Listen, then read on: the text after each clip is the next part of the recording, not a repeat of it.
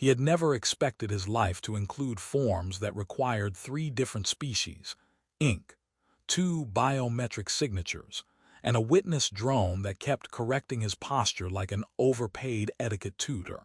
The station called itself Viral 9, though nobody was entirely sure if that was its original name or something it had renamed itself during a bureaucratic rebellion decades ago. It floated in the quiet seam between 2 trade lanes, pretending to be neutral territory while quietly making a profit from everyone who passed through it. The corridors smelled faintly of recycled citrus and overheated circuitry, which the maintenance crew insisted was normal for a multicultural oxygen mix, though he suspected someone had once dropped a fruit crate into the air filtration system, and nobody had bothered to fix it out of respect for tradition. He adjusted his uniform jacket for the 3rd time as he waited outside the registry hall. It didn't help. The jacket still looked like it had been designed by someone who had only ever seen humans in low-resolution holograms. Across from him stood the woman he was supposed to marry. She looked human at first glance, but only at first glance, the kind of glance people gave before realizing the universe was about to correct their assumptions. Her most striking difference was her ears, long, elegantly tapered, slightly luminous at the edges as if light itself had to pause before deciding how to touch them. They moved subtly even when she was still, reacting to frequencies he couldn't hear. Once he had joked that she was always eavesdropping on reality itself. She had replied that reality talked too much and needed supervision. Today, however, she was unusually quiet. "You're doing the thing again," he said. She tilted her head. "What thing?" "The thing where you look like you're calculating the emotional trajectory of the entire room." "I am," she said calmly. "It is unstable. That's the most romantic thing anyone's ever said to me," he replied. A small pause. Then, unexpectedly, she smiled. Not a large smile, hers never were, but enough to make the air feel slightly less like it was preparing for impact. The registry hall doors slid open with a sound like a polite argument. Inside, the ceremony drone hovered at a respectful distance, projecting soft blue light and an expression that tried very hard to be warm despite being fundamentally a spreadsheet with attitude. "Welcome, union participants," the drone announced. "Please confirm emotional compatibility index." He leaned toward her. "Do we have that?" "I fabricated mine," she said. "That feels important to disclose now." It was within acceptable legal tolerance. "What does that mean?" "It means," she said, "I guessed." The drone beeped thoughtfully. "Emotional compatibility, inconclusive but statistically hopeful, proceeding." They were guided through a series of steps that involved standing on a platform that briefly scanned their skeletal structures, their neural patterns, and something called intent coherence, which the system explained as how much you are likely to regret this in 5 years. He found that oddly specific. She remained calm throughout, though her ears flicked once when the scanner emitted a tone that only seemed to bother her.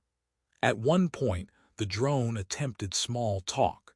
"Human participant," it said, "do you understand the long-term implications of interspecies bonding?" He looked at it. "Do you understand them?" "I simulate understanding," the drone replied proudly.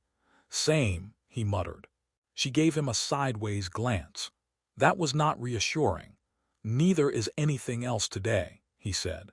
The ceremony itself was brief, as most galactic unions were when nobody wanted to deal with metaphysical complications. There were vows, translated through an interpreter field that occasionally turned sentiment into technical diagrams.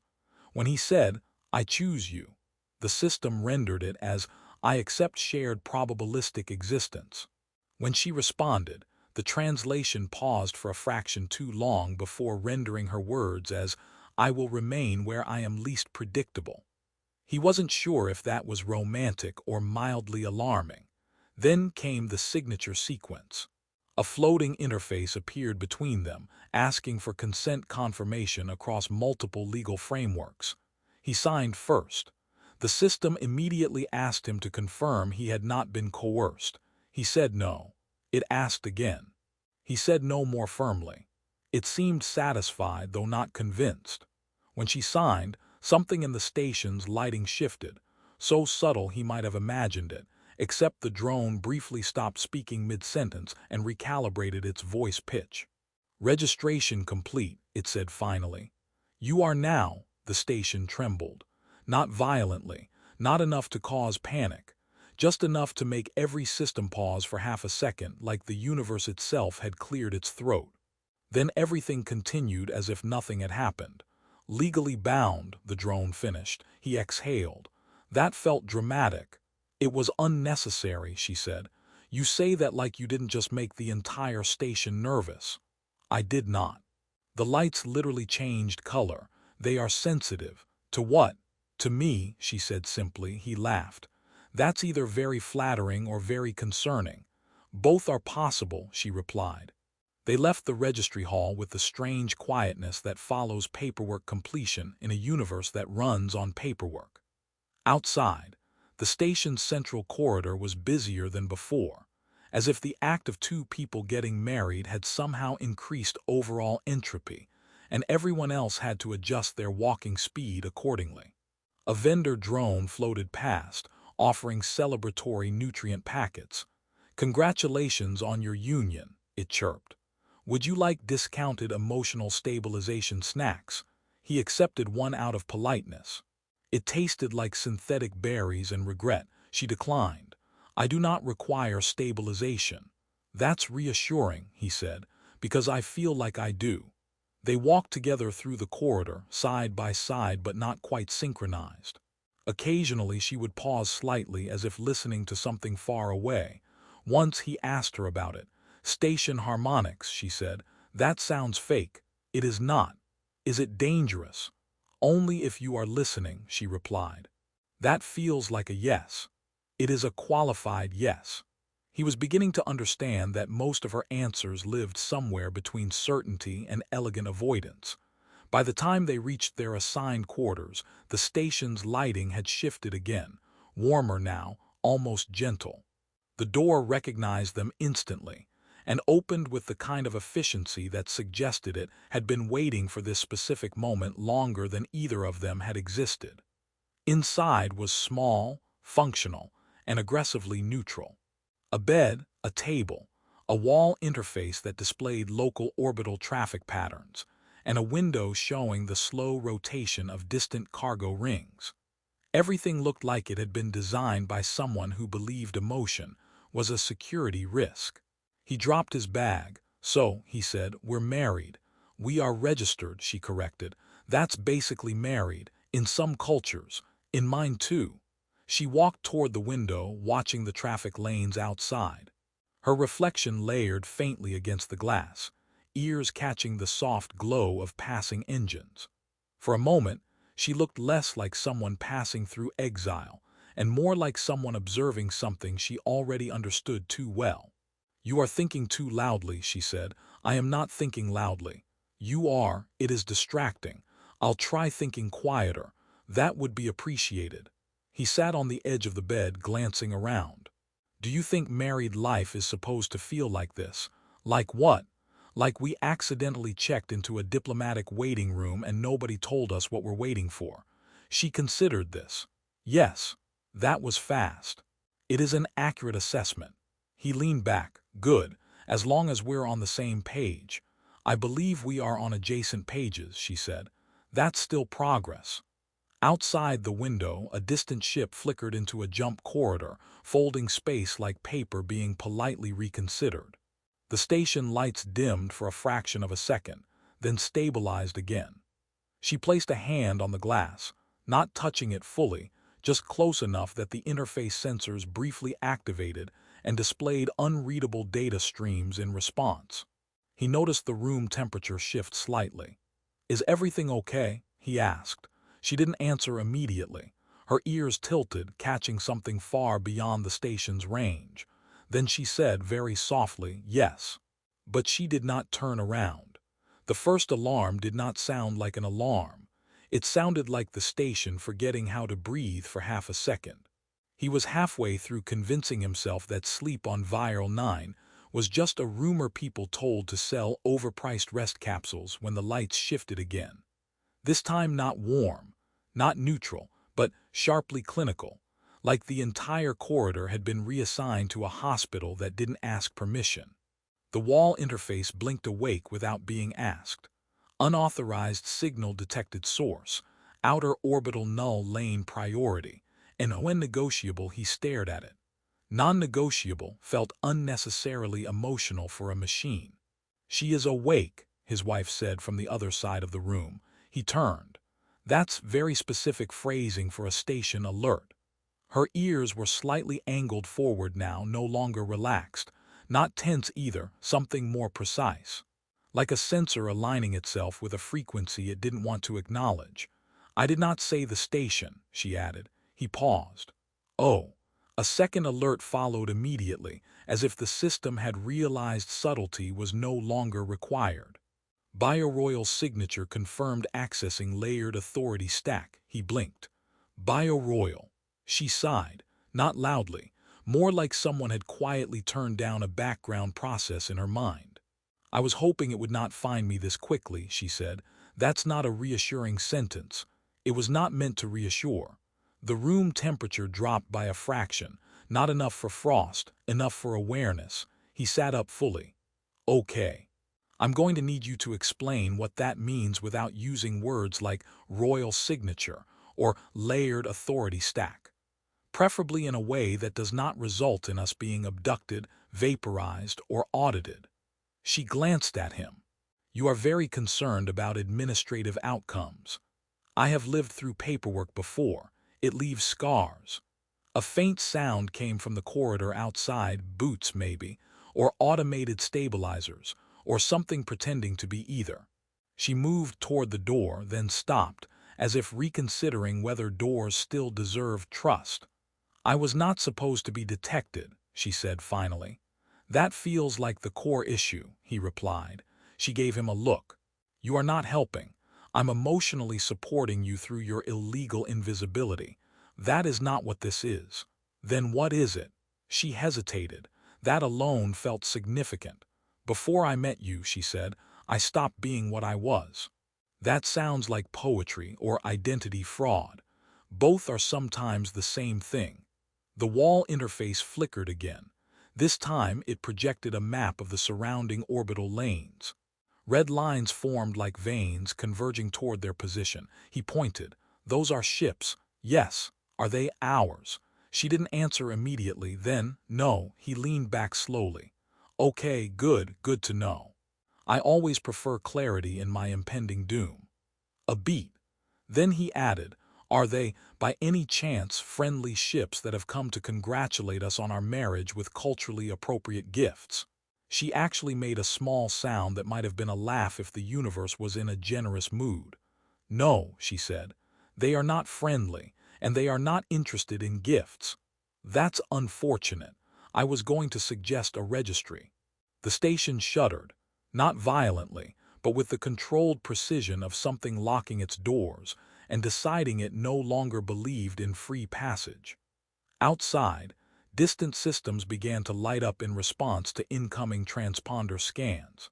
The corridor outside their room filled with a low-frequency hum, like reality tightening its belt. He stood. "Okay, I'm going to ask the obvious question now." "You usually do," she said. "Am I in danger because I married you or because I failed to read the fine print of interstellar romance laws?" She looked at him for a long moment. "Yes." That was not helpful. It was accurate. A new voice entered the room. Not through speakers, not through the wall, directly into the space between them, as if the station itself had decided subtle communication was overrated. Identity confirmation required. The voice was calm, too calm. The kind of calm that suggested it had never once experienced uncertainty and considered that a moral failing in others. She exhaled slowly. "Do not speak," she told him. "That's usually the opposite of what I'm told in crises. This is not a crisis you can talk your way through." "I've never met one of those," he muttered. She stepped forward, and for the first time since he had known her, she didn't look like someone trying to remain unnoticed. She looked like someone remembering how to be seen. "I am here," she said to the room. The station paused, not metaphorically. Systems literally hesitated like a thought interrupted mid-sentence. Then the voice returned, slightly changed. Identity match found. A quiet tension spread through the room, the kind that didn't announce itself as fear yet but was already updating its resume. He leaned slightly toward her. "Is this where I say, 'Wow, you know the station,' or 'Wow, the station knows you?'" "Neither," she said. "This is where you stay behind me." That feels like a recurring theme in our relationship. The wall interface split open into layered projections. Ships, fleets, insignia that shifted too fast to fully interpret. Somewhere in that chaos, a symbol repeated. Not a flag, not exactly, but a structured pattern that seemed to impose hierarchy onto space itself. His wife closed her eyes briefly. When she opened them, the air in the room felt heavier. "I was not exiled," she said quietly. "I'm starting to suspect that," he replied. "I left. That sounds better, slightly. I left because every version of staying ended in collapse." He frowned. "That's still not great." "It was necessary," she said. Then softer, "for them." A new sound cut through the station, sharper this time. Not alarms, not systems. Engines, close, too close. The window lit up as something massive unfolded in orbit, eclipsing distant stars for a fraction of a second. Ships emerged in formation, not chaotic, not aggressive in appearance, but disciplined, organized. The kind of order that didn't need to raise its voice to be dangerous. He whistled softly. "Okay. I just want to say for the record, I did not sign up for a space parade." "They are not here to celebrate," she said. Noted. A pause. Then he added, "Are they here to ask for the wedding gift back?" She shot him a look. "Now is not the time. I think humor is a coping mechanism. This is not a coping situation." That sounds like denial with extra steps. The station's internal lights dimmed further. Emergency protocols unfolded like layers of glass sliding over reality. Doors sealed somewhere deeper in the structure. Outside, the fleet transmitted again. "Priority transmission. Return designation confirmed." She closed her eyes again. When she spoke, her voice was lower, not weaker, just less willing to pretend. "They found the trace I buried," she said. "You buried a trace," he repeated. "I buried many things." "That's unsettlingly efficient of you. I had assistance." "From who?" She hesitated, then, "People who are no longer available for conversation." He rubbed his face. "Okay, I'm going to need a glossary of your past at some point. Preferably before it tries to kill me." A soft vibration ran through the station again. This one different, not a shudder, a recognition. The voice returned, quieter now. "Queen Line Protocol reinstated." He froze. Slowly he looked at her. "Queen Line." She did not respond immediately. Instead, she walked toward the window, placing her hand against the glass again. The fleets outside shifted formation in response, like instinct reacting to memory. "I did not want that word to follow me," she said. "Yeah," he said carefully. "That's usually not a word people casually drop into marriage conversation." She turned slightly toward him. "I am not what I told you I was," she said. He nodded slowly. "I've gathered that. I'm also beginning to suspect my spouse might have more military hardware than emotional baggage." "That is not untrue. That was not a compliment. I did not interpret it as one." Outside, the fleet waited. Inside, the station held its breath. And in the quiet between systems and stars, he realized something unhelpful and extremely human. He had married someone who the universe still remembered. And it had not finished talking to her yet. He had expected the universe to end in something dramatic, explosions, or at least paperwork. Instead, it ended in silence, not the empty kind. The kind that happens when thousands of systems all agree at the same time to stop pretending they don't recognize a voice they have been trained to obey. The fleet outside the window did not fire. It did not advance. It did not negotiate in the usual human sense of threats disguised as diplomacy. It simply held position, like a thought that had finally remembered its original meaning. His wife stood at the window again, her reflection layered over distant ships and collapsing light routes. Her ears were still, now, no longer listening outward but inward, as if the entire galaxy had turned into something she had to hear all at once. "Say something," he said quietly. "I am," she replied. "That doesn't count. It does to them." He followed her gaze. "So, what happens now?" A pause, then she said, "Now they remember I am not missing." He let out a slow breath. "That sounds like the beginning of a very large problem. It is the ending of one."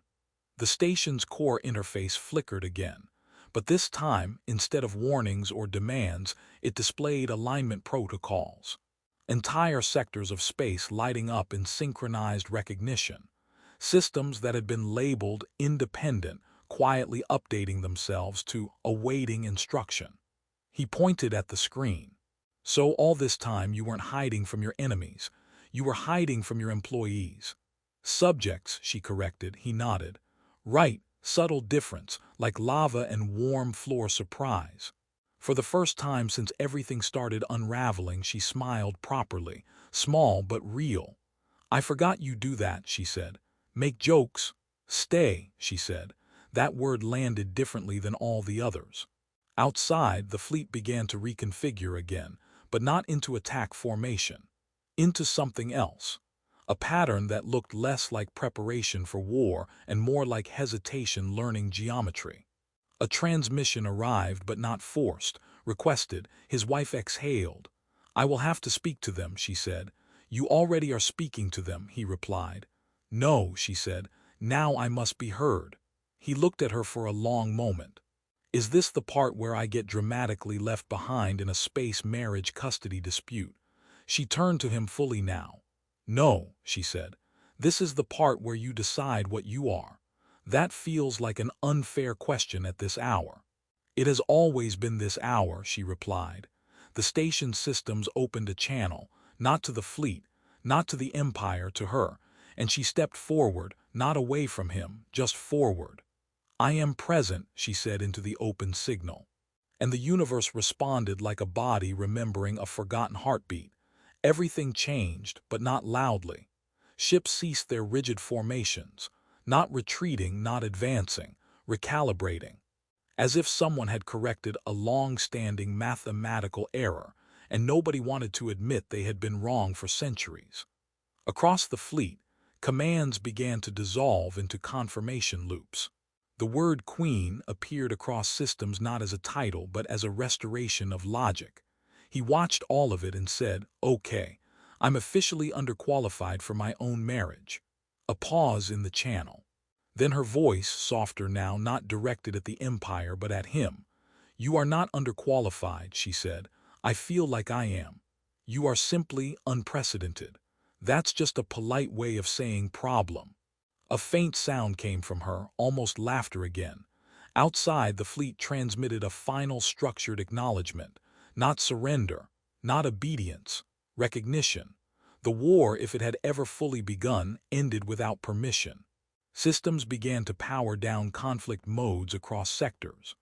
Old rival factions, already in disarray, found themselves suddenly without justification. A war that had survived on absence of her presence simply stopped being able to justify itself in her presence. And then, quietly, the political machinery that had been hunting her for years began to rewrite itself into administration. Because the galaxy, as it turned out, preferred continuity over chaos.